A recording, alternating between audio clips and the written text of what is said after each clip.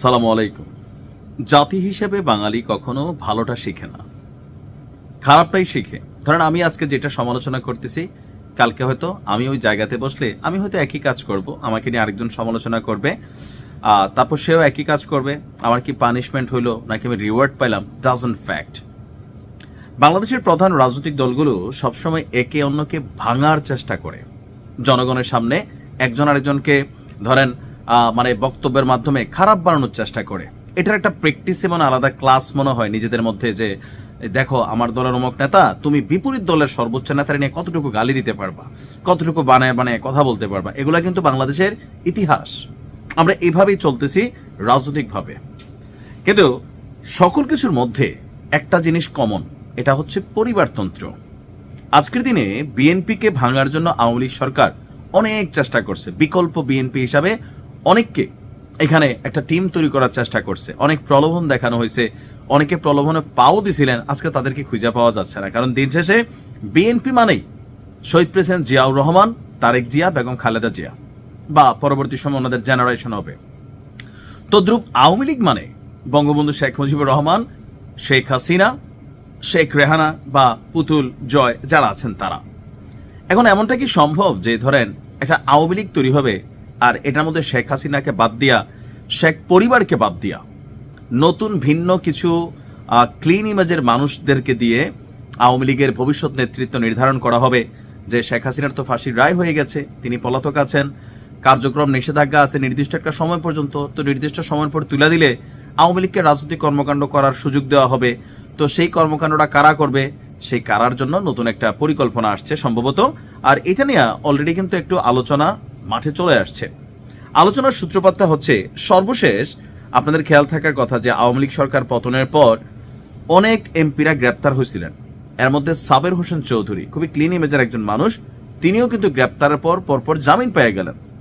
এরপরে আপনার সম্প্রতি তার বাসায় ইউরোপীয় ইউনিয়নভুক্ত 3টি দেশের রাষ্ট্রদূতদের একটা গোপন বৈঠক চলছিল, সেইখান থেকে আলোচনাটা সামনে আসে। আরেকজন হচ্ছেন আমাদের শিরিন শারমিন চৌধুরী, তিনি আওয়ামী লীগের সম্ভাব্য সাধারণ সম্পাদক হিসাবে আপনার কি বলা হয় যে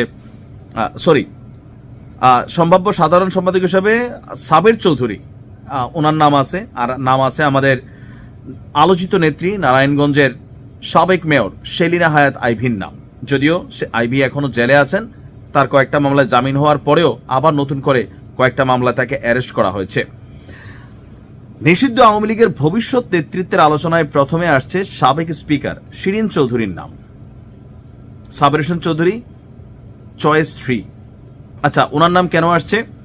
24-এর 5ই আগস্টের পর ওনাকে প্রকাশ্যে কোথাও দেখা যায়নি, তবে সূত্র বলছে তিনি সরকারের নজরদারির মধ্যে আছেন এবং তিনি বিদ্যমান সংবিধান মতে পরবর্তী সরকারের জন্য যারাই পাশ করুক তাদেরকে নির্বাচিত যারা হবেন ওই সকল সংসদ সদস্যদের শপথ পড়াতে তাকে দরকার লাগতে পারে, যার কারণে তিনি বাংলাদেশে আছেন, নজরদারিতে আছেন। আর এখন যেহেতু তারা ক্ষমতায় নাই, তো আলোচনায় তো আর থাকার সুযোগ নাই, বা এখন চুপচাপ থাকাটাই ওনাদের জন্য শ্রেয় বা আছেন। তো এখন যতটুকু এগুলা কারা, এখন এই যে 3টা নাম আসছে, এই 3টা নামের মধ্যে গুরুত্বপূর্ণ অংশটা নিয়ে আসছে কারা, যে রাজনৈতিক বিশ্লেষকরা। এখন কারাই রাজনৈতিক বিশ্লেষক? এই দেশের রাজনৈতিক বিশ্লেষকদেরও একটা দল প্রীতি আছে। রাজনৈতিক বিশ্লেষকরা মনে করেন আওয়ামী লীগকে টিকে থাকতে হলে আওয়ামী লীগকে অতীতের ভুল স্বীকার করে নতুন এবং পরিষ্কার ভাবমূর্তির নেতৃত্ব গড়ে তুলতে হবে। প্রথম অংশটা জনগণ খাবে, যে ভুল স্বীকার করতে হবে। অবশ্যই মানুষ মাত্র ভুল, দল মাত্র ভুল করছে, যেটা সাজা হওয়ার সেটা সাজা হবে। আর সার্বিকভাবে গেল 17 বছর যে সকল অন্যায় হয়েছে, জুলুম হয়েছে, সেগুলোর জন্য ক্ষমা চাইতে হবে। এটা কিন্তু বাস্তব। আওয়ামী লীগের নেতা কর্মীদের যারা মানে ডাইহার্ড ফ্যান ফলোয়ার আছেন, কর্মী আছেন, তারা এটা মনে না করলেও জনগণের একটা বড় অংশ কিন্তু এটা মনে করে, দলমত নির্বিশেষে। তবে দ্বিতীয় অংশটা যেটা, যে পরিষ্কার ভাবমূর্তির নেতৃত্ব গড়ে তুলতে হবে, এখন এটা যদি হয় দলটির মূল নেতৃত্ব, তাইলে হবে ঝামেলা। বাকি সবগুলাতে পরিষ্কার পরিবর্তন আসতে পারে, কিন্তু শেখ পরিবারকে বাদ দিয়া আওয়ামী লীগের রাজনীতি এই দেশে কেউ করবে না। আর যারা করতে চাইবে বিএনপির মতন, বিএনপিতে তখন ওই যে নাম নিলাম না, আপনারা জানেন যে বাঘা বাঘা বিএনপির এক সময় লোক ছিলেন, 111-এর সময় কিন্তু এই খেলা হয়েছে, কিন্তু দিন শেষে তারাই কিন্তু বাদ হয়ে যায়, বয়কট হয়ে যায়, পালাই থাকতে হয়। যেটা মূল বিএনপি সেটা টিকা আছে।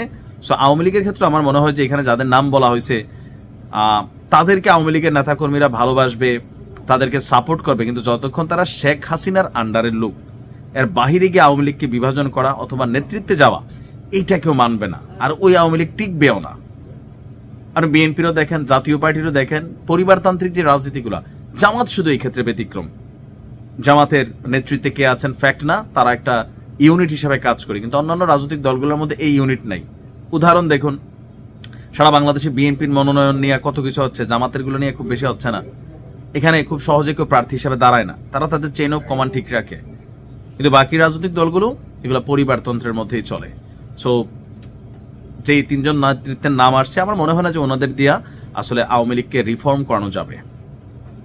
ভালো থাকুন, আসসালামু আলাইকুম।